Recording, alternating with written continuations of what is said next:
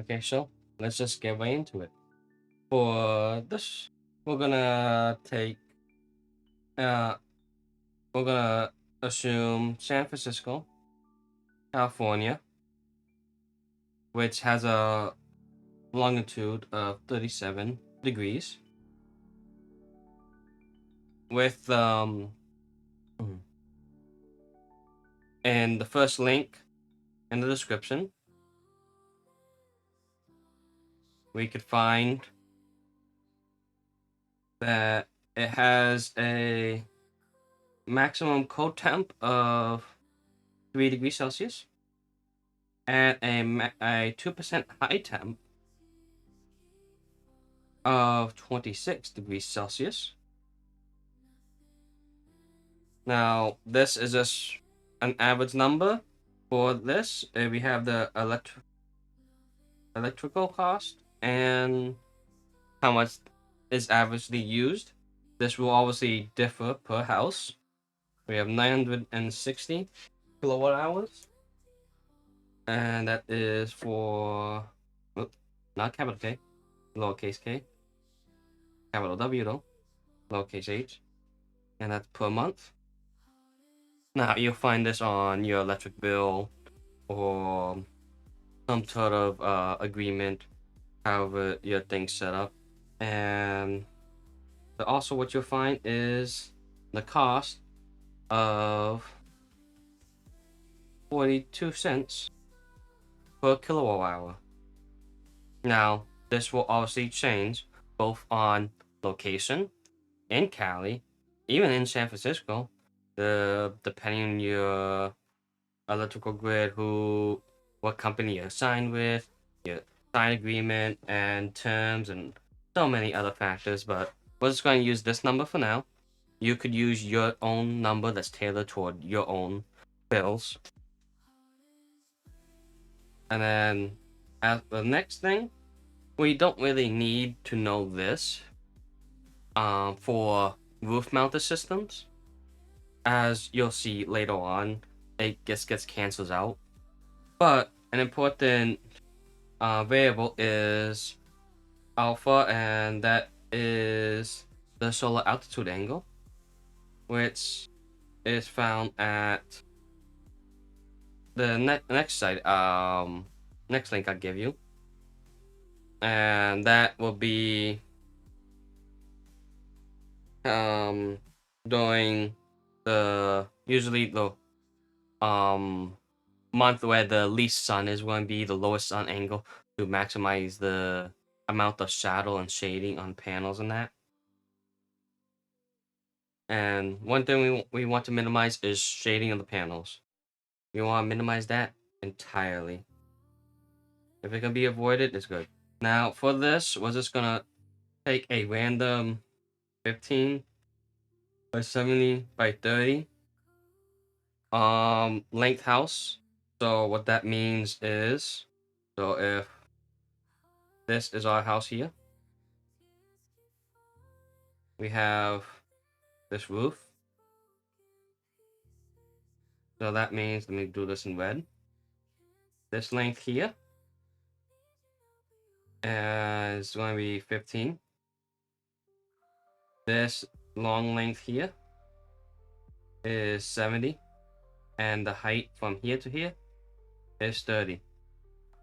And also what I forgot to write is obviously these are all in feet.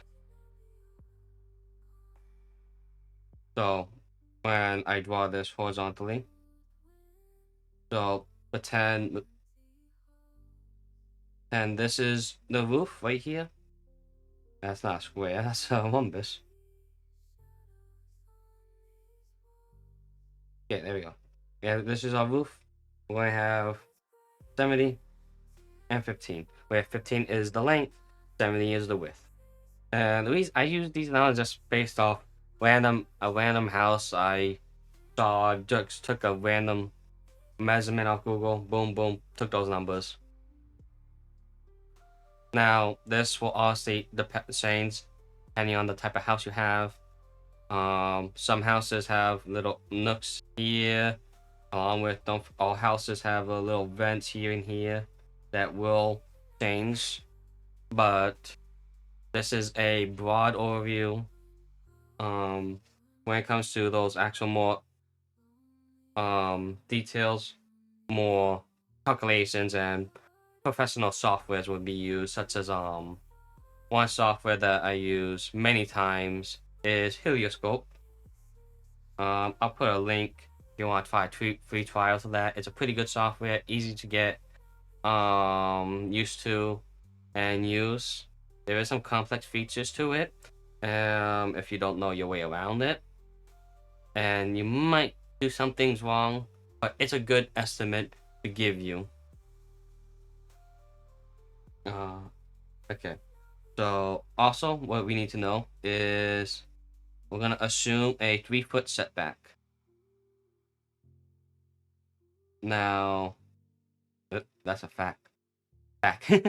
So the 3-foot setback, this means that we can't place panels on the edge here, and instead we have to actually place it here 3 feet from the edges.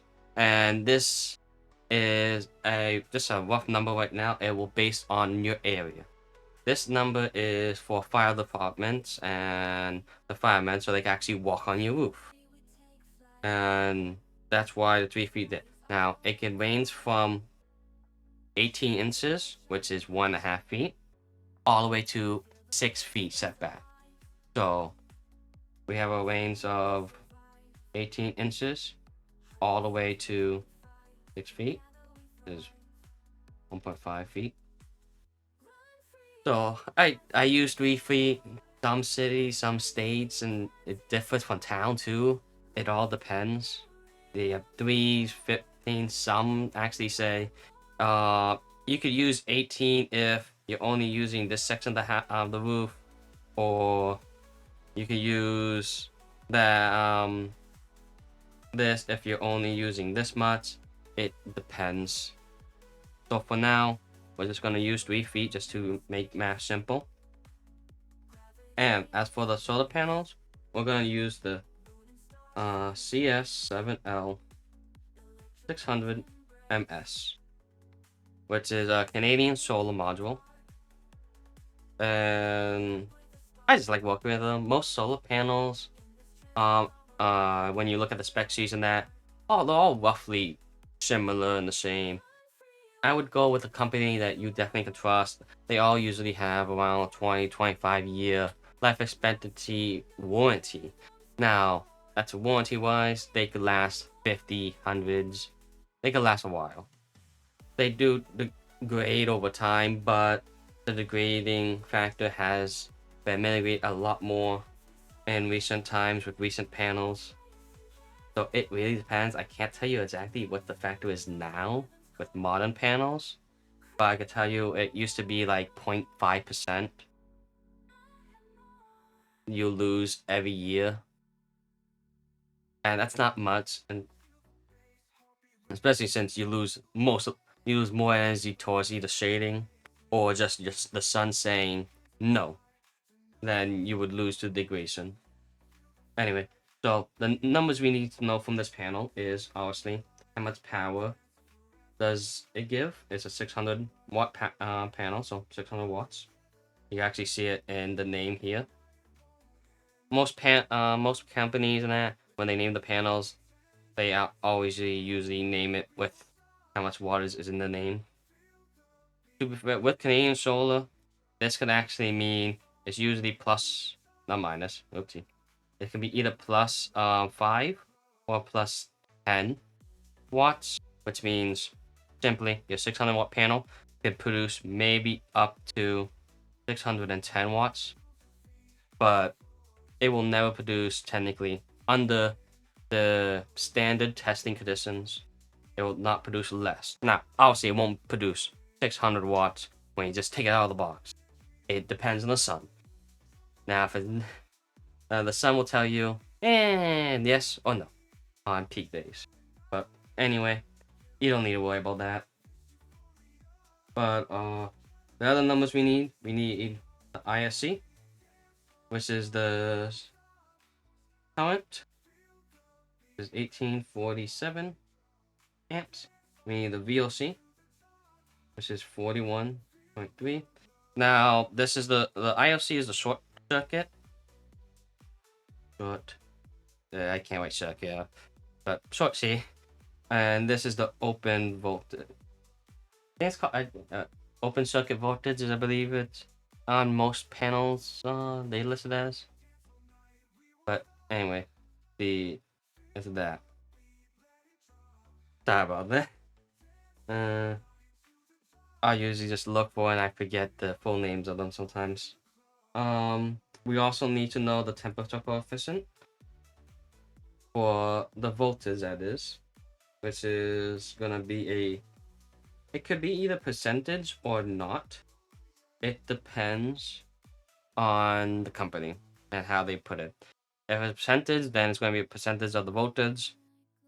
If it's not, then you just have to multiply by the temperature. You'll see how the units work, and the units will work out at the end.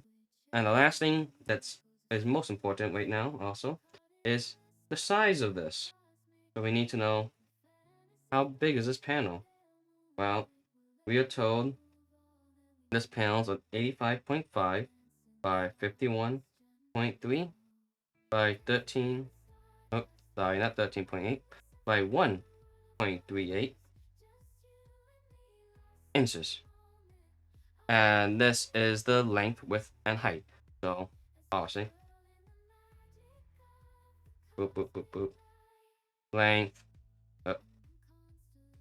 length, width, and we don't really need to know this number, the 1.38, because that's more for when you come to wiring and that. It is an important number, but for this main calculation, we don't need to know. It's the same way we don't need the 30 feet just yet. Now, first things first is usually determining, do you want landscape mode or portrait? Which means, do you want a panel like this on the roof or a panel like this on the roof? And usually, it's not how you want it to look, because most of the time it's usually done by numbers. So let's say 14 panels versus 16 panels. You obviously want to go portrait because now you get more panels, or vice versa. You actually see that in the oopsie. You actually see this in this case. So we do the math for both, and this is pretty easy to do. It's a simple math. Now I'll show you why the alpha actually gets canceled out. So there's this distance, which is called d min, which is the minimum spacing distance to avoid interval shading. Also known as a fancy term of saying when your boop, boop, boop, boop, boop, when your panels are stacked like this, let's say they're ground mounted and they're stacked at an angle, then this panel, this first one here, will cast a shadow on there. And this spacing will just tell you how far apart they have to be placed. And it is the sine of alpha plus the beta, which is going to be, this beta equals the tilt of the panels, and then sine of alpha. And as we see, if beta is the tilt of the panels and the panels are mounted onto the roof flush, not tilted extra, just flush to the roof, it's going to be 0, and which means that's 0. And now sine alpha over sine alpha is 1. And technically, I mean, that is 0, so it doesn't really matter if I write that. But yes, there you go. So at the end, oh, I also forgot, it's b. This is all multiplied by b. B is equal to, actually, here, I'll write it up here. B equals the width, or B equals the length.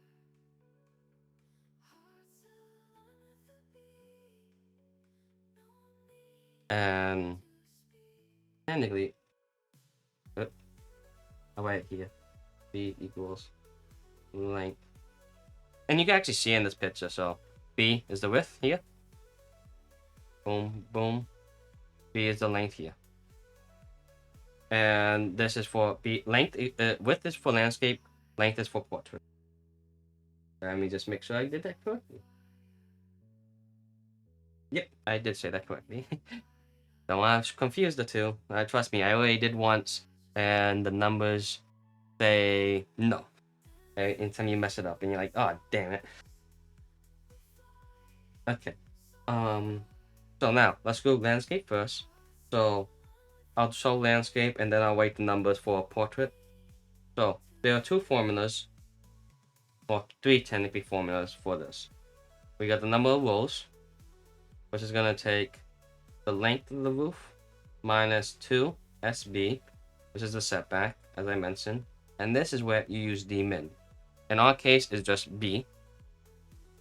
And then we're going to need, this is going to give us a number because it's plugging the numbers in. So 15 minus 6. And D is 53 or 51.3.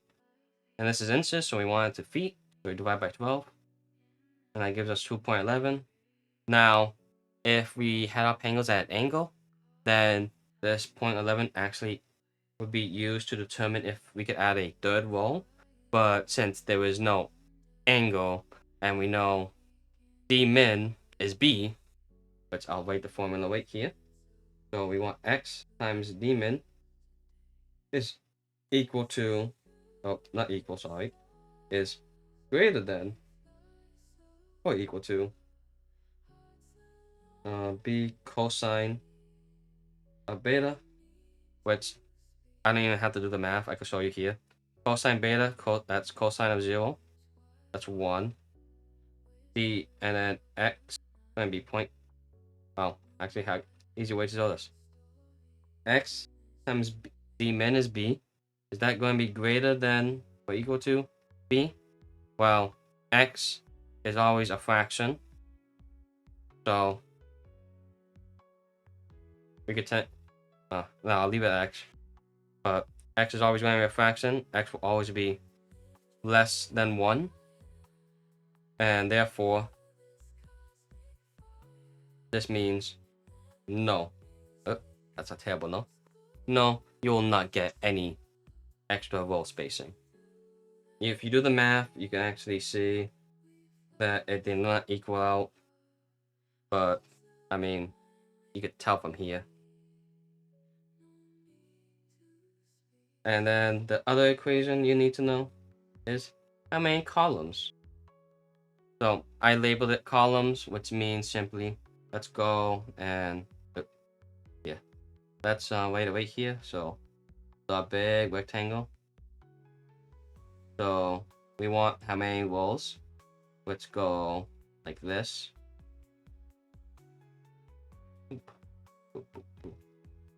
Yeah, let's actually make it more accurate.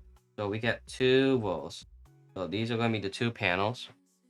And we need to know how many columns there will be. Which is this.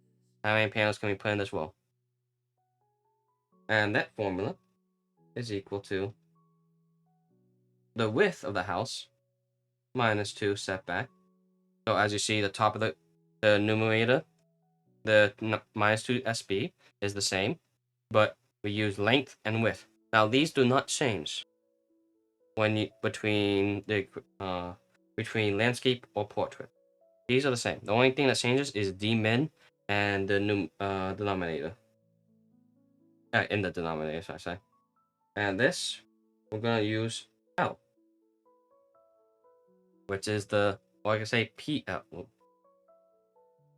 PL, which is now the panel's length. Remember, we use the panel's width for D min, which equals 15 minus 6. I wrote the wrong number. 70 minus 6.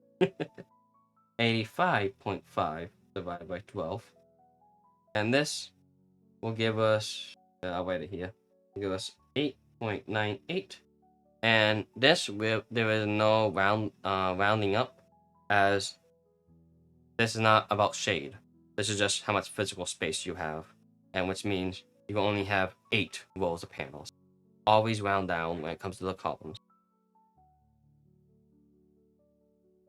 Now, this will differ if you want to put a ground mounted system, or if you want to have it on your roof and tilt it an extra degree, 2, 5, or 10.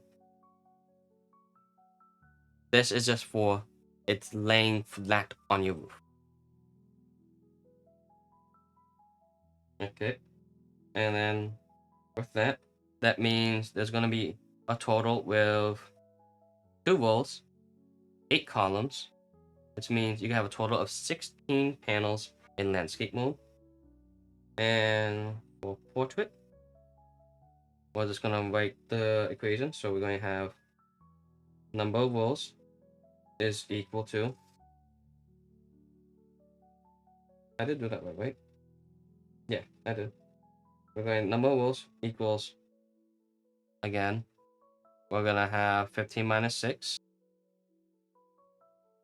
And that's going to be over the 85.5 divided by 12. And then that is equal to 1, or rounded down to 1. And then number of columns is going to be 70 minus 6. Yep, that's a table 6. That's another table 6. Yeah, you know what, keep saying that. Over 51.3 divided by 12. And that is going to equal 14. So 1 times 14 is equal 14 panels. So landscape is clearly better than portrait.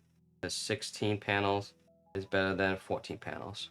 So you want to put the panels in landscape mode. Now, with that, we go into the tedious calculations, which are meant for your safety. Now, there's many different articles in the NEC, and I cannot show you them. I cannot recite them. I cannot even put tables or anything to place. It is all copyrightable. I can tell you, you can access it online. You will need an account, and you have to go onto the website. There is a way to get the access for free. You can also buy the NEC book, which is how they actually keep running and stay independent of any agency threatening them to cut funding. They are not under any threats. But because of that, they're all copyrighted, and I cannot actually show you any of that. But I can tell you how to go through it.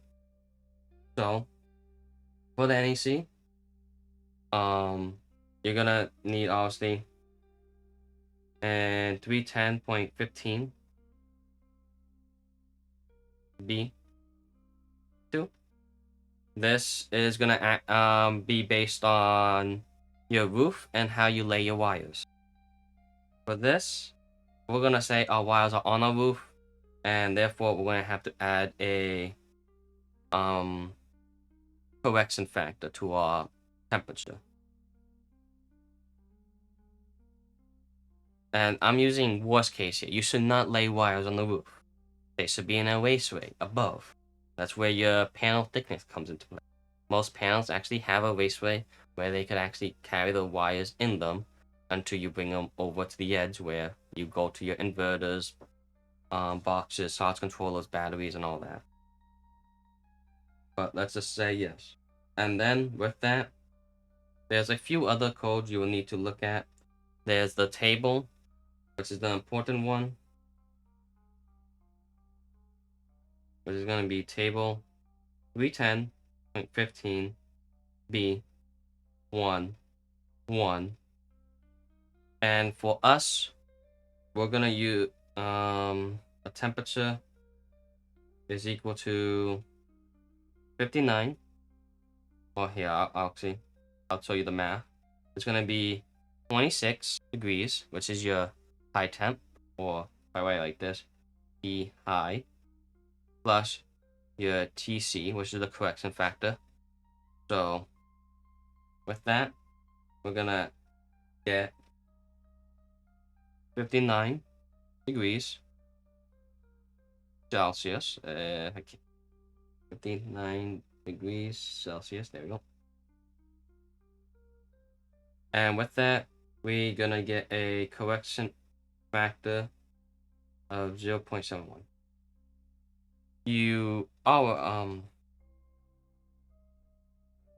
I forget exactly how the table is laid out.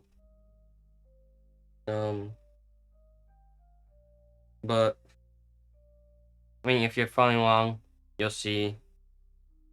If I remember correctly, you always want to use 90-degree column. If this table has the 90-degree column, I think it does. I don't remember. But when it comes to all the other tables that we'll be discussing, this 90-degree is what you want to use.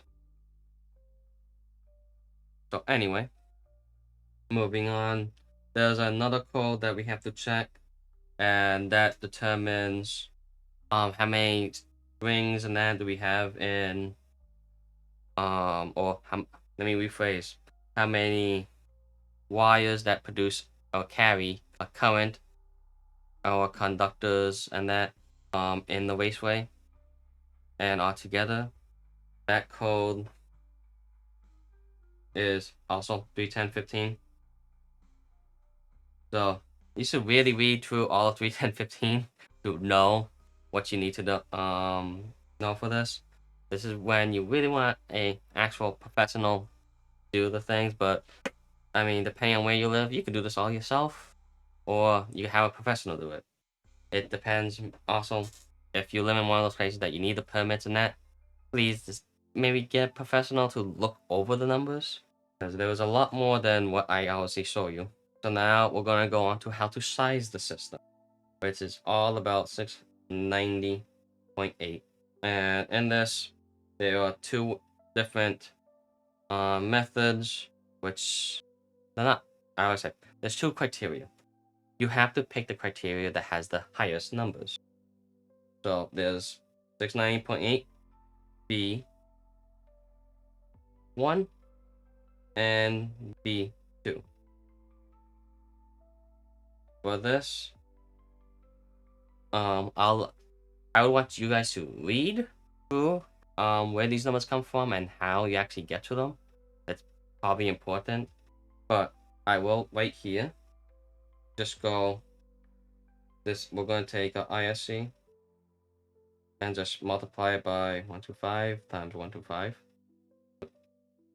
And as for this one, we're going to take ISC and multiply by 125 and divide it by a correction factor. And then these numbers here, we're going to be multiplied by strings, multiplied by string.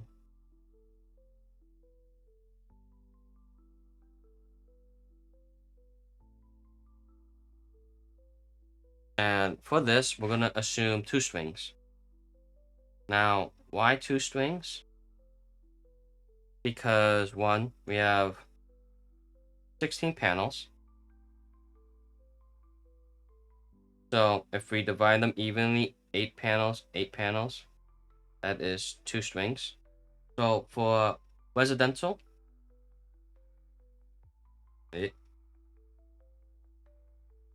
which is most likely your home, you can only have up to 600 voltage from panels.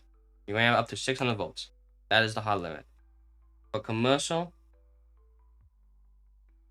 you have 1000. Utility, it's roughly 1500. But a utility has the perk of being higher, and they could go as high as they really wanted to. They just have to actually have more safety, transformers, and all this. Utilities where all the transformers and that would play into effect though. Whereas commercial and residential doesn't really have to do much with transformers. Some commercial actually would need a transformer, but most residential don't. for this system, so to determine how many panels you actually input max, you simply just go, we have, let's see. So the open circuit voltage, which we wrote down as 41.3 volts. And that is going to be 600 volts on top. And that's going to tell us how many panels can be allowed in one single string. And if we do the math, 600, that's going to tell us we could only have a maximum of 14.5 rounded down, because you can't have half a panel, of 14 panels.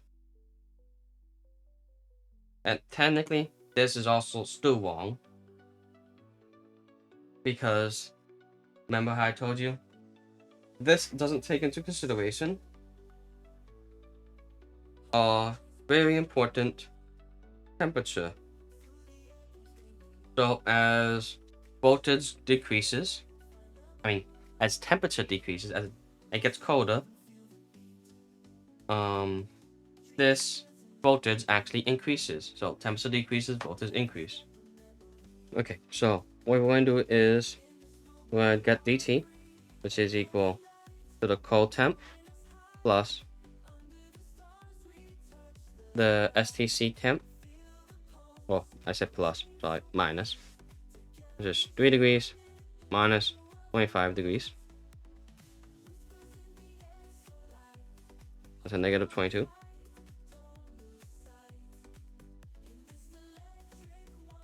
Then we're going to take that number, multiply by TVOC, multiply that by VOC, and then add that to VOC, and that will give you about 43.6 volts, which that is what we use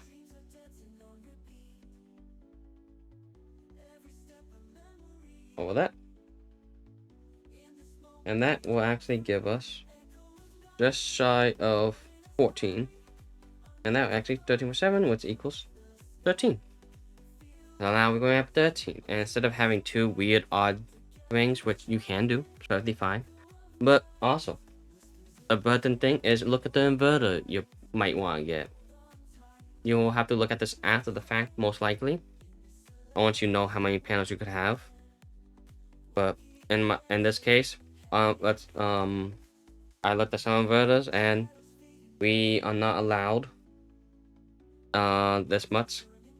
Because 13 is going to give us about 500 voltage, and that's some inverters do not allow that, some inverters do. But we're going to use 8, which 8 is going to give us a rough of 348. Oh, well, 349. And this is obviously on cold days. The colder it is, the higher it will. Anyway, so that's voltage. But that's why we're using 2 strings. So now back to the NAC values. So B1 and B2.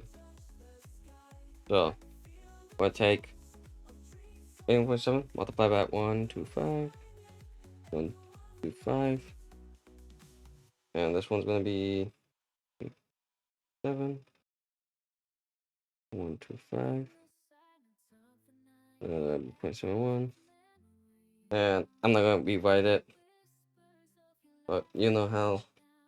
And that means for B1 and B2, they're gonna have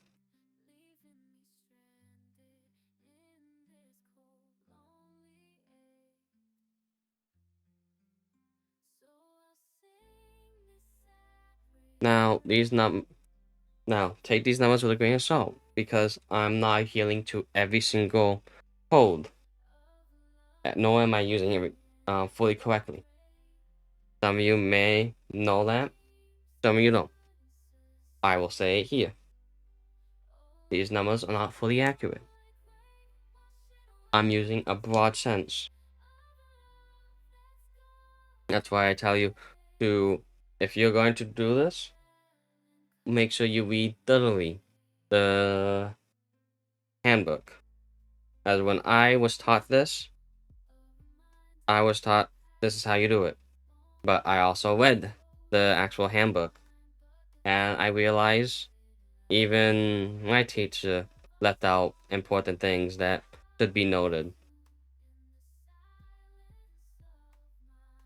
But we're gonna ignore that for now. I will tell you to please go and read the book. Because technically, these numbers should actually be higher than what they are, and they actually use slightly different equations. But point is, you do the two things, this one has a higher number, so you base it off this. But we're just going to say that for now. That's all we're going to do. We're basing off these numbers. And with that, we're going to look at tables.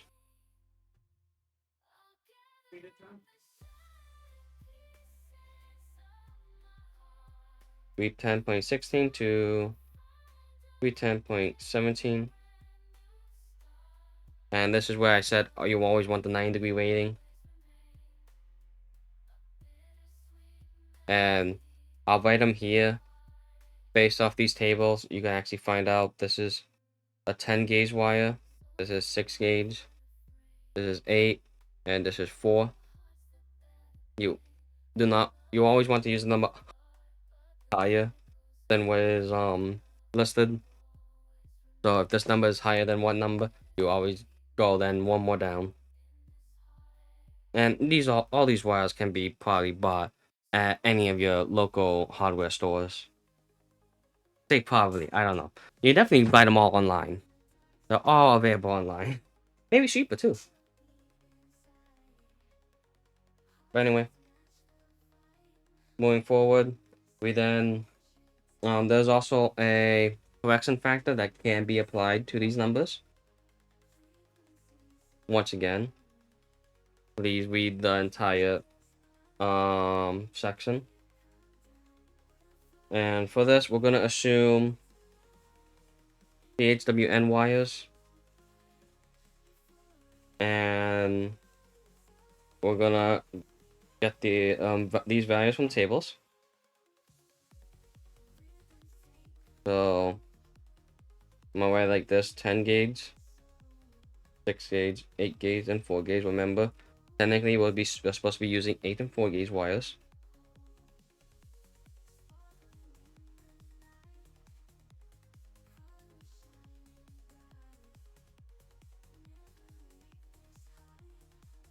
And these are all ohms per kilofoot.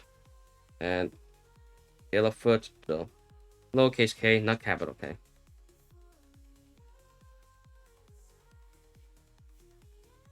Now, the formula you guys need to know is 2 times L times R times I max. I max is the maximum current that will be flowing through these wires. Remember with this, you also want to make sure you include any correction factors that may take into place. The length here is the run of the cable. So in our case, we have boop, boop, boop, boop. Our panels are on the roof here. The inverter is probably down here in the basement. This is where that 30 feet comes into play. This also changes if your panels are over here, ground mounted to the inverter. And this also affects the inverter to, let's say, your charge controller, your batteries.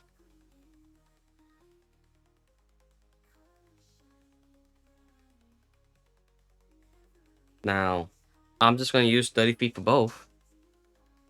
But, you definitely need to know the different lengths. Now, I'm just using a big number. The actual length may be smaller. I know for definitely usually for the inverter to batteries and charge control, you want them next to each other to minimize loss. So it definitely will not be 30 feet. But in our case, we're using 30 feet. So as I said, with this, with these values, we're going to get 230 times the R of the wire times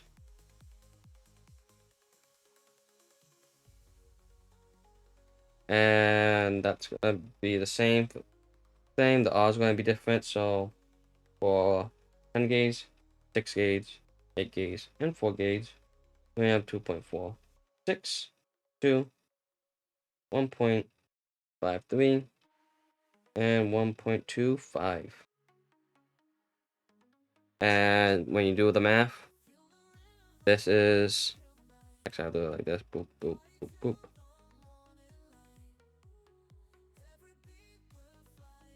This is 0.65%,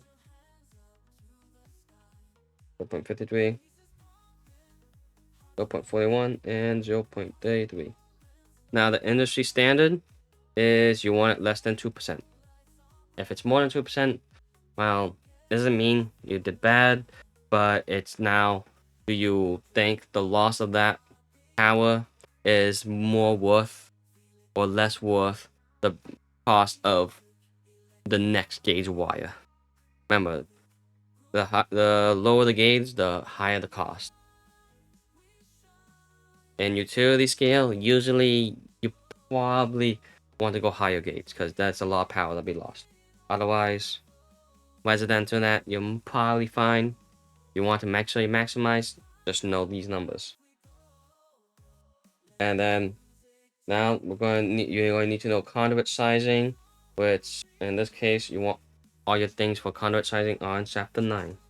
We're going to be looking at tables 1 to 5, pretty much. And this is where again you need to read which table is which. Important equations, we're going to take the minimum area we want is going to be this equation. And you get dA from tables 4 to 5, mainly on table 5.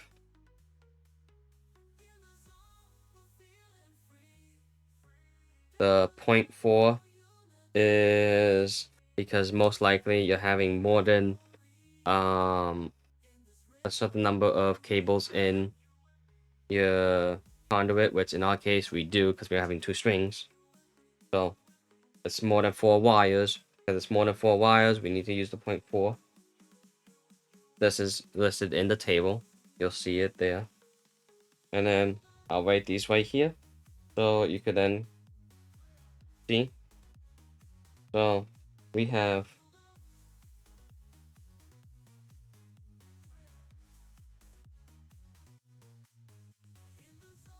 we have 0.211, 0.0507, 0.0366, 0.0824. And when you put these in using equations and that, you'll eventually find using table article number 352, schedule 80 PVC, and you're going to find out that the tray size is 1, 1, 1, and 1 and a quarter. So you could use the same PVC pipe for 10, 6, 8, but for 4 gauge wire, you actually need to use a separate one. So there you go, good to know. And that is it for that.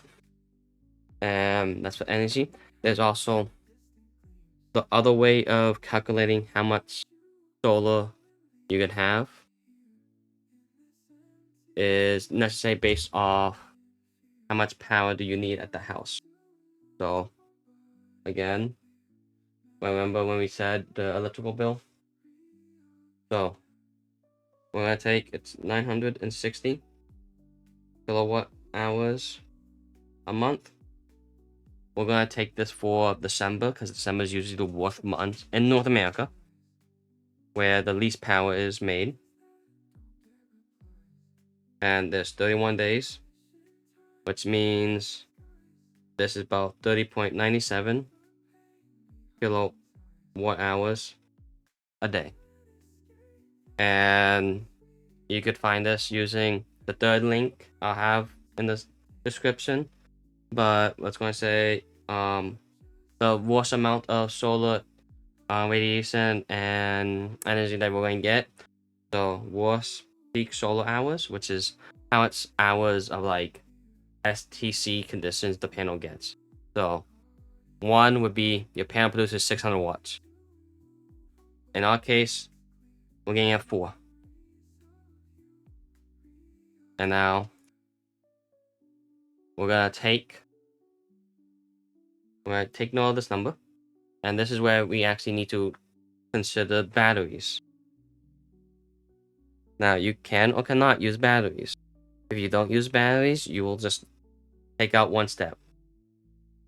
So we're gonna take a house load, which is 30.97. That's AC, and we're going to put that to DC, not BC, DC. And we're gonna use a normal inverter's efficiency, which happens to be 999%. A lot of inverters actually are really efficient nowadays, so you don't lose much power or need much more power, which means that so that's gonna be 31.00 kilowatts hours BC DC, not BC guys, DC. And remember, you just divide divide them. Now this is what you use if you don't want batteries. But if you want batteries, we need the battery charging percentage. So we're going to take this number and divide it by 92%, because for the inverter I've chosen, this as an inverter, it has this inverter actually has a built-in charge controller for the batteries, because it's either this or doing a different inverter at different prices. You guys, I'll put the whole spreadsheet where you can see all these numbers and that better in the description for you to download, and you could plug in your numbers, that way you don't have to do all this. But anyway, the inverter has a charge of 92% on this, and that's going to give us 33.69. And then the part that this is what we're going to need for the solar. So we're going to take that 33.9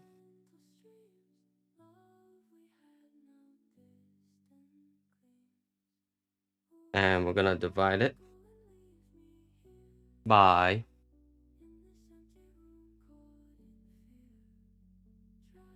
the peak solar hours.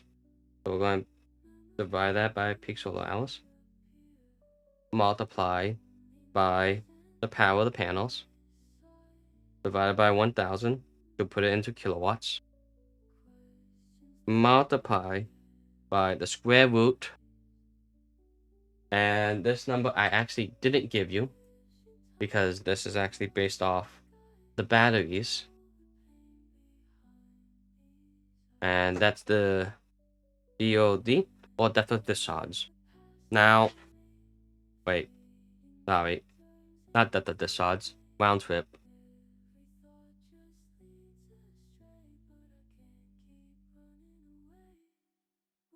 I believe it's round trip. Yeah, it's the round trip. In a lot of cases, these battery companies do not want to give you this number. Usually 80% is a good estimate, especially for lead acid. Lithium ion, you may want to use 90,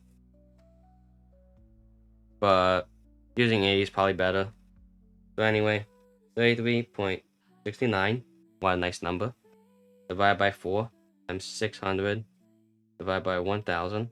Remember that this is all in parentheses, times the square root of 80%. That way you do this calculation first, and that's gonna tell you you need a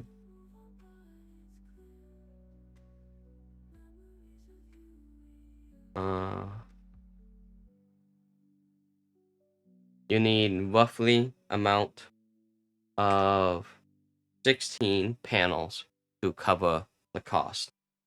Well, not the cost, but your energy needs. Now, this number is rounded up, remember that. So when you get like 15 point something, no, it's rounded up, because you can't have point of a panel.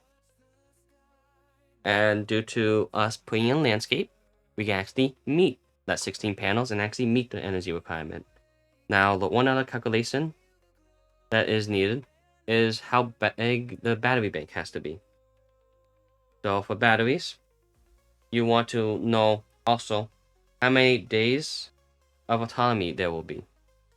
How many days how many days do you want to power your house for when the power outage goes out? Normal is 1. Usually, I think 1 or 2 days is probably good. So for us, we're gonna say 2 days. So we're gonna take that 33.69 and we're gonna divide it by, this is where we're gonna divide it by the depth of discharge, which is how empty do you want the batteries to be. I'm gonna use 80% as that to save 20. When it comes to lead acid, you want to probably use 80%, A75. For lithium ion, you could go all the way down to 95. You could do 100 if you want. Just know the higher that number is, the less life your battery can have. The more you drain it down to empty and back to full, the less life cycles your battery will have. So with that, we're using 80%. So we're gonna multiply that by the DOD, and then the square root of the round trip voltage, or round, not voltage, percentage, and then that is all multiplied by how many days. Which in this our case, we're gonna write it down here, so 33.69, and because we have 8%, 80%, and then 2 days, we actually get a number that is 94.18. Remember, this is kilowatt hours DC, not AC, DC. And then obviously, now the easy math is how many batteries we have now. We're going to take the batteries voltage times the batteries current, and in this case the current is going to be in amp hours. So let me just write amp hours, and I've already picked the battery out. You could see and look at the battery and the sheet I already made, and you'll find it in the description. But then we're just going to take that 94.18 multiply by 1,000 to change it from kilowatt hours to just watt hours, divided by that, and remember to always round up, and that's going to give us 10 batteries. Now these batteries, just for your information, they are pretty big beefy batteries, So they are a 48 volt and a 200 amp hour battery. They also cost $14.95 per unit, and that's dollars.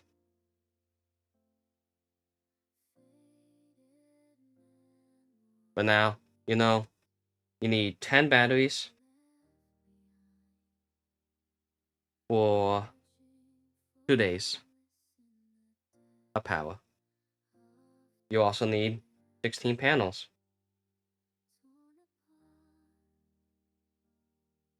And then obviously with wires and all that, you'll discuss. But for this situation, 10 batteries, 16 panels. The panels cost at let's see. The panels in total cost 1,800, so just shy of 2,000. Whereas the batteries cost just shy of 15,000. So that may put you off batteries. But batteries are important, batteries are expensive. There are cheaper versions of this. I just picked the most convenient one I saw. I didn't do too much battery research. We could go into batteries in that another time. And trust me, I could say a lot about batteries. Especially the current battery market. Anyway, that aside, so that is how you design your solar system. Thank you for coming.